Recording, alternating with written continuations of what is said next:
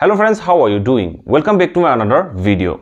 Today in this video I would like to tell you how we can share our childhood experience and about different stories of our childhood.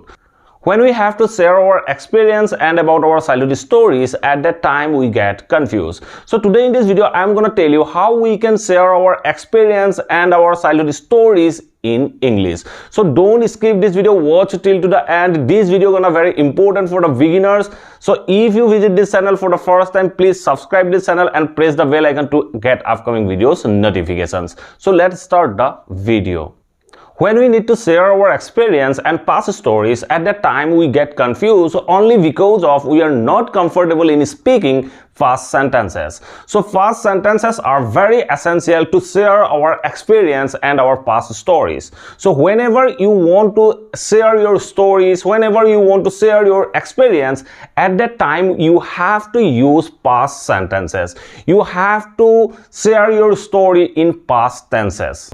For example, a person did something or made some mistakes in his childhood. Right now, he wants to share his experience. If he wants to share his experience, at that time, he has to use past sentences because all those activities happened in the past. So what happened in the past, we have to use past sentences to share about the story, to share about our experience.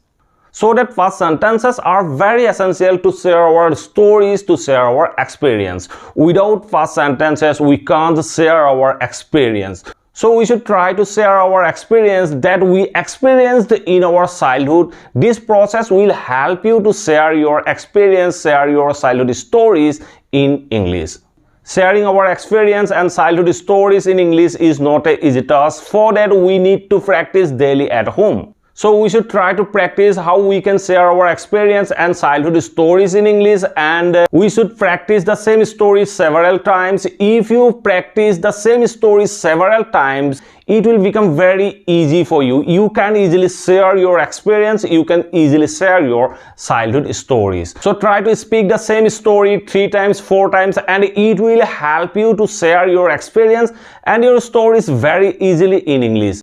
I hope you like this video. If you like this video, please hit the like button, and if you visit this channel for the first time, please subscribe this channel and press the bell icon to get upcoming videos notifications. Thank you for watching this video. Have a nice day.